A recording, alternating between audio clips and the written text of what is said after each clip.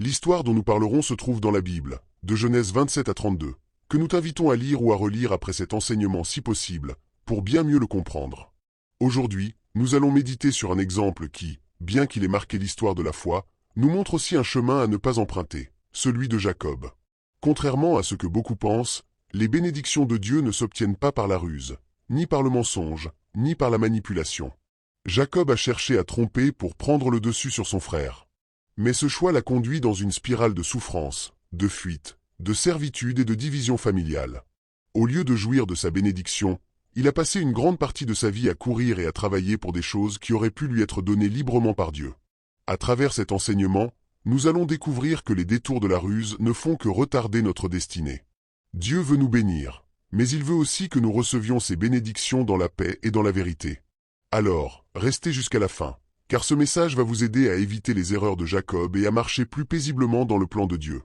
Et pendant que vous suivez, je vous invite à liker la vidéo, à vous abonner à la chaîne, à activer la cloche pour ne rien manquer, et à écrire en commentaire « Je ne ferai pas ou plus comme Jacob ».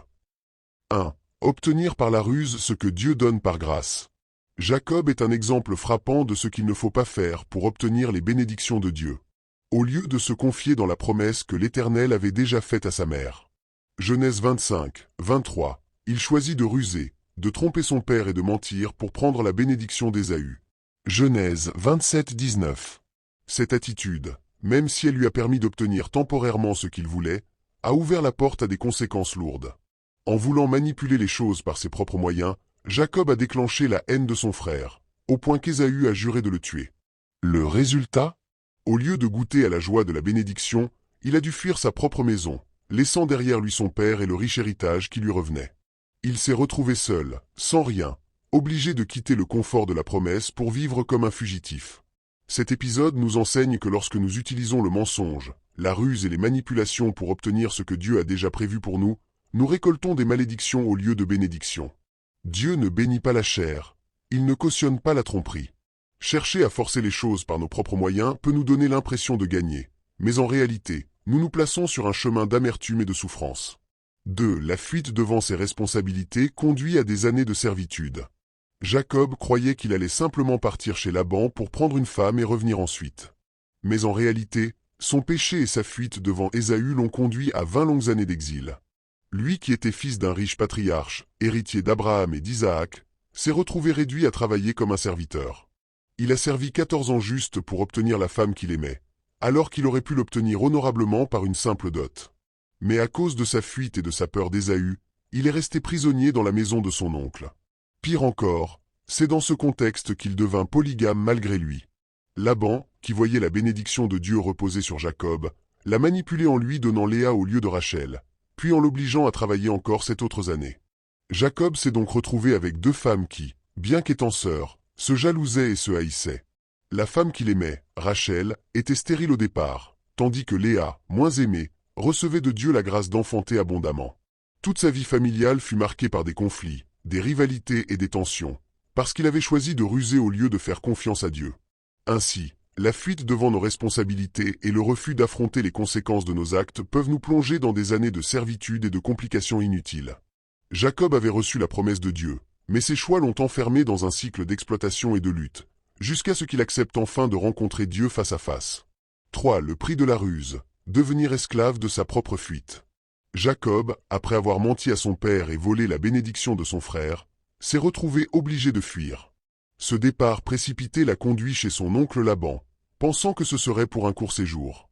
Mais en réalité, il y passa 20 ans de sa vie à travailler dur, souvent exploité, pour survivre loin de sa maison. Ce qui devait être un refuge devint une prison à ciel ouvert.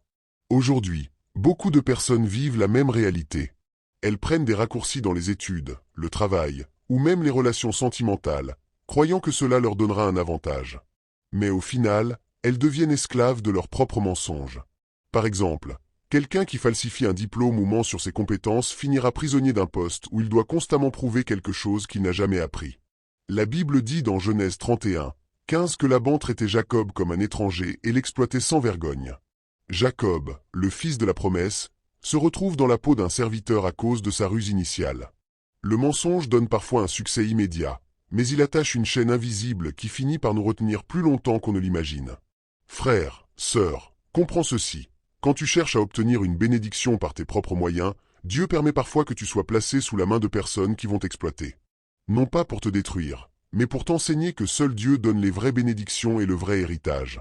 D'où il est écrit, c'est la bénédiction de l'Éternel qui enrichit, et il ne la fait suivre d'aucun chagrin. Proverbe 10, 22. Décide aujourd'hui de couper avec toute forme de manipulation, et apprends à attendre le temps de Dieu. 4. Une vie familiale marquée par le désordre. La ruse de Jacob n'a pas seulement affecté sa vie personnelle, mais elle a contaminé son foyer. Il voulait une seule femme, Rachel, mais son mensonge passé et la tromperie de Laban l'ont poussé à devenir polygame malgré lui. Résultat, un foyer divisé, des jalousies, des rivalités entre deux sœurs qui pourtant l'aimaient toutes deux. Cela nous parle aujourd'hui. Nos choix hors de la volonté de Dieu ont toujours des conséquences sur nos familles et nos proches. Beaucoup d'hommes et de femmes voient leur couple détruit, leurs enfants malheureux, non pas parce que Dieu les a oubliés, mais parce qu'à un moment ils ont choisi un chemin de ruse, de compromis ou de désobéissance. Genèse 29, 31 à 35 montre comment Dieu dut équilibrer les choses. Rachel, la femme aimée, resta stérile pendant longtemps, tandis que Léa, moins aimée, eut beaucoup d'enfants. Astérisque, quand nous cherchons à contrôler les bénédictions de Dieu par nos propres moyens, il permet parfois une forme de frustration pour nous rappeler que c'est lui qui donne, et non notre ruse. Astérisque.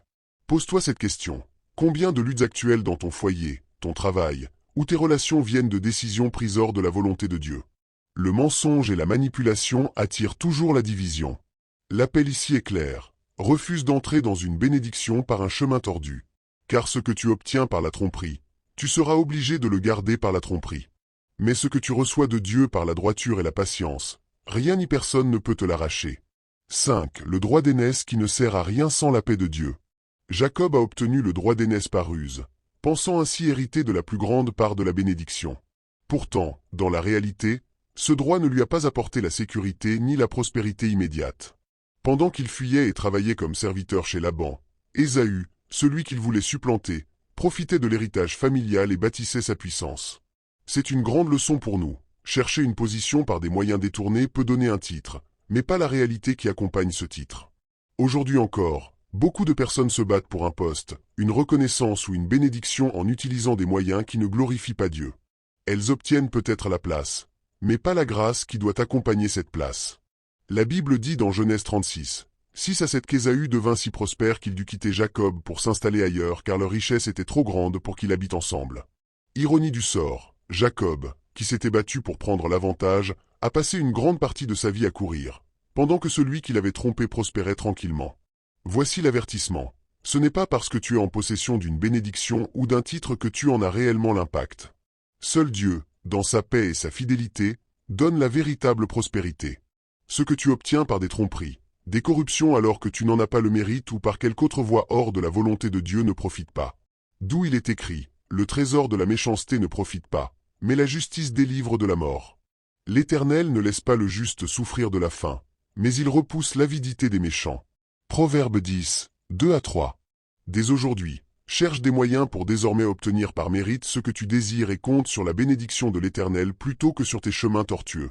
Et si tu as dans ta vie des choses que tu ne mérites pas, travaille dès aujourd'hui à arriver au niveau de mérite qu'il faut pour les avoir normalement, et autant que possible, rends à ce que tu auras volé acquis de droit. 6. La rencontre décisive avec Dieu, le brisement nécessaire. Après toutes ces années de fuite, de tromperie et de lutte, Jacob comprit qu'il ne pouvait plus continuer ainsi. Lorsqu'il apprit qu'Ésaü venait à sa rencontre avec 400 hommes, il eut peur et chercha encore une stratégie pour s'en sortir. Mais cette nuit-là, Dieu décida de le confronter directement. Jacob lutta avec un ange jusqu'au matin. Genèse 32, 25 à 31. Cette lutte symbolise le moment où Dieu nous amène à la fin de nous-mêmes. Jacob avait passé sa vie à user de la ruse, mais face à Dieu, il comprit que sa seule issue était de se laisser briser. Ce n'est qu'après ce combat qu'il reçut un nouveau nom, Israël. Le rusé, le supplanteur, devint celui qui a lutté avec Dieu et qui a vaincu. Cela nous enseigne que Dieu permet parfois que nous récoltions les conséquences de nos propres mensonges, non pour nous détruire, mais pour nous pousser à un véritable changement. Le brisement de Jacob n'était pas une punition, mais un passage obligé pour entrer dans son identité réelle. Aujourd'hui encore, beaucoup de croyants doivent passer par ce type de brisement.